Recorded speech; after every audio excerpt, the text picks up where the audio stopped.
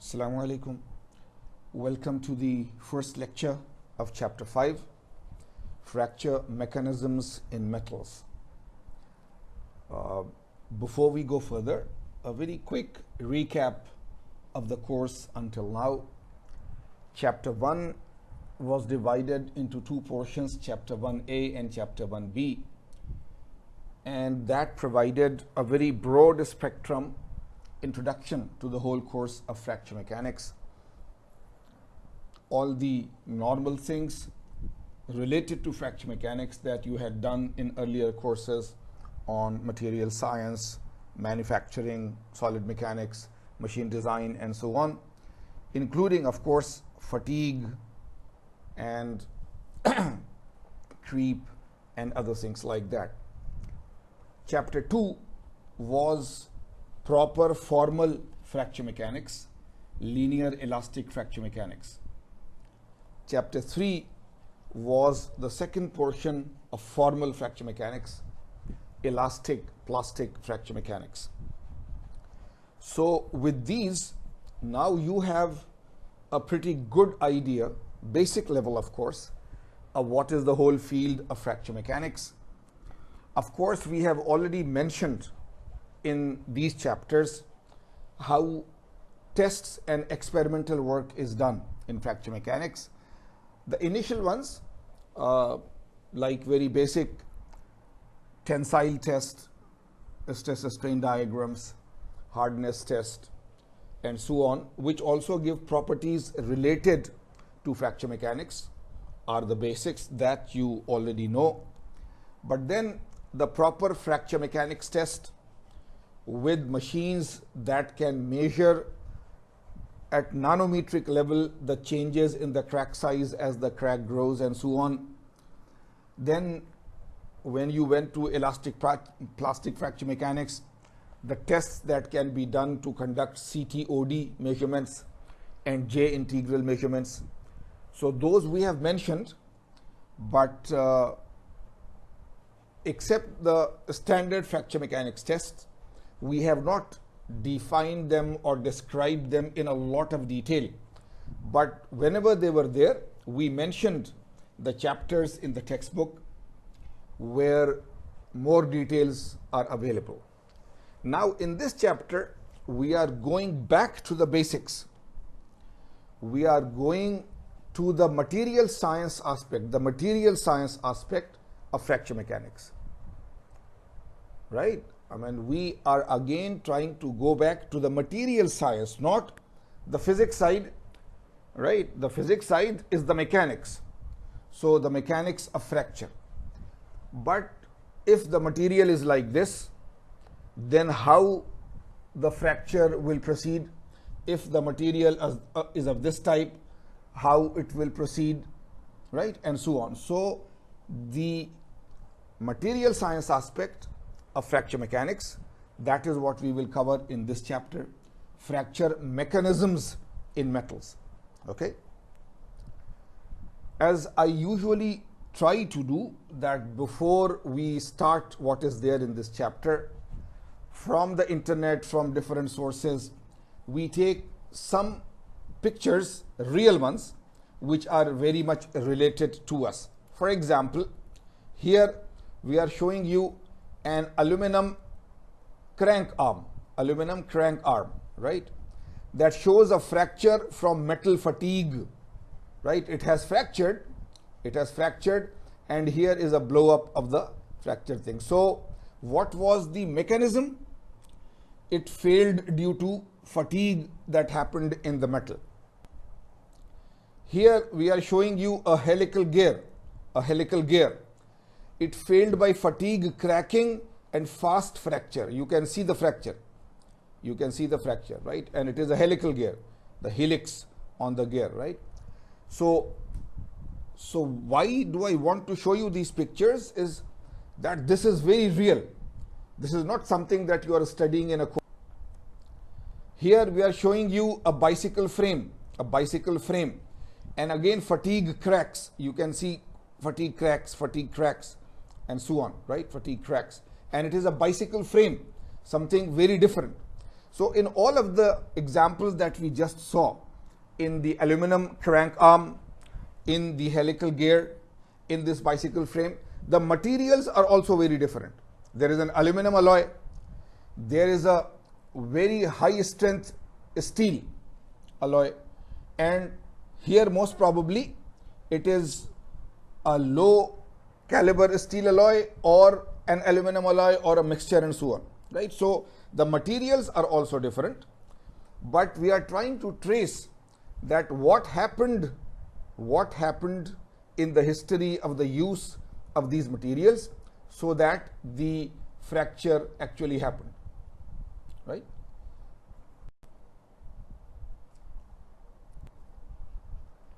Right, so as the figure says, 3 micro mechanisms of fracture in metals: A, ductile fracture; B, cleavage; and C, intergranular fracture. Intergranular fracture. So let us see each one of them one by one.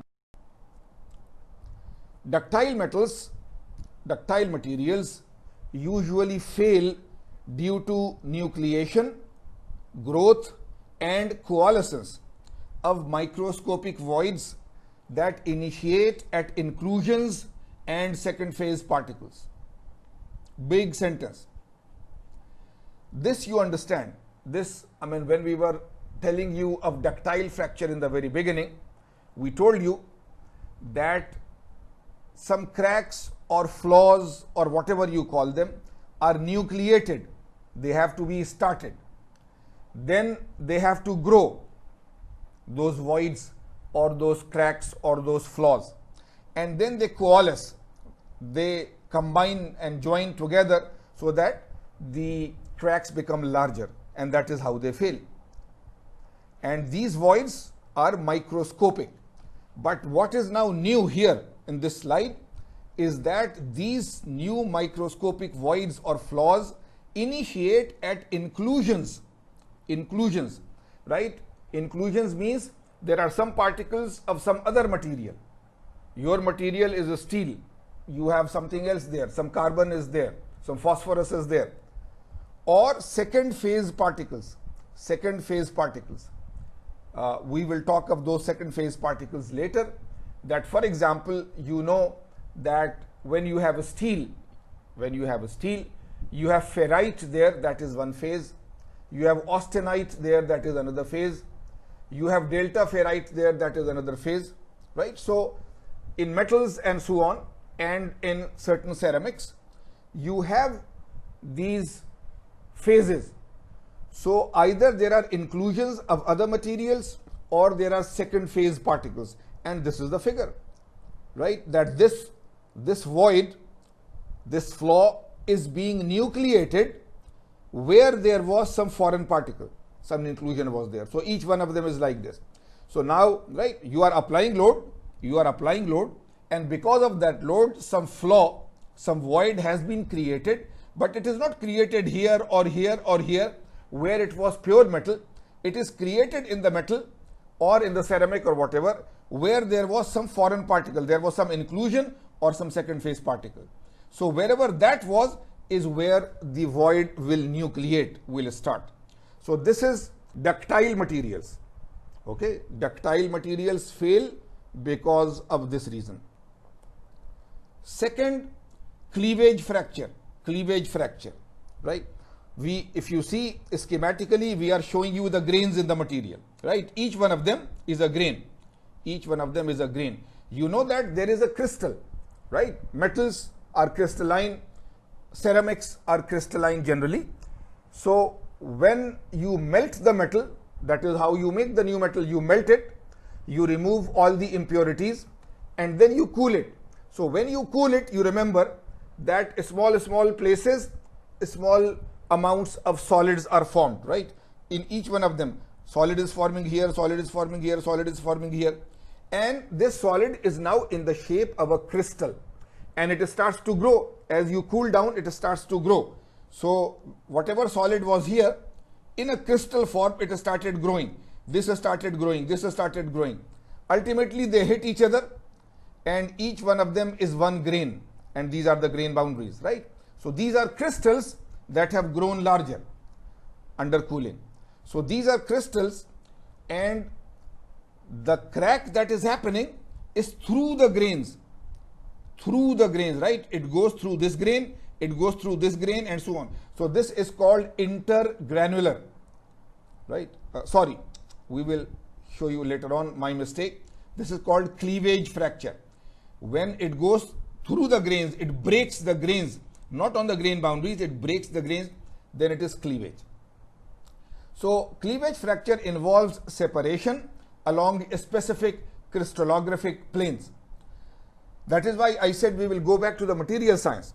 You know, in the chapter on crystal structure and later on, that there are certain directions and certain planes on which it is easier for the crystals to deform and break, right? So cleavage is separation along a specific crystallographic planes. Fracture path is transgranular, right? This is called, my mistake earlier, I called it intergranular. So please take it back from my side. Transgranular. Transgranular means that it goes through the grains. It goes through the grains, right? Across the grain boundaries. It not along, not this will be along grain boundary. This will be along grain boundary. But this is across the grain boundary. So it crosses from one grain through the grain boundary into the other grain. So this is called transgranular, across grain boundaries through one grain into the other. Although often called brittle fracture, that is the general name, cleavage can be preceded by larger scale plasticity and ductile crack growth. So cleavage fracture is a type of brittle fracture. But what is very important to note here is what they are saying is that it can be preceded by, there can be a large amount of plasticity and ductile crack growth before cleavage happens, right? Sometimes it happens in a purely brittle manner also, that the material is brittle and the way the fracture is going on is already a brittle type of fracture, and suddenly then there is a cleavage across the whole grains. But in some other cases there was plasticity and a large amount of plasticity and a large amount of ductile crack growth, but because of certain reasons suddenly it changed into a whole scale brittle fracture, and now there was a cleavage. If you know, right, I usually ask that what is cleavage in normal English. So if you will go to the internet and so on, find the meaning of cleavage, there will be one meaning of cleavage which we don't want to discuss here. You will see and smile when you go there. But the other, when you go to a meat shop, where you buy mutton and beef and so on, they have different knives, and there is a big knife with a very rectangular big cross section, and they just hammer it like a hammer, and as soon as they hammer it, the whole meat divides into two pieces. Or if they have to break a big bone, then they take that thing. So that big rectangular knife is called a cleaver, right? So why is it called a cleaver? Because just with one impact motion, you cleave or break the thing into two pieces. So cleavage fracture here is also the same thing, that with one big fracture, this whole thing is divided into two pieces. So there is a cleavage, right? So the name is cleavage because there is a reason for it.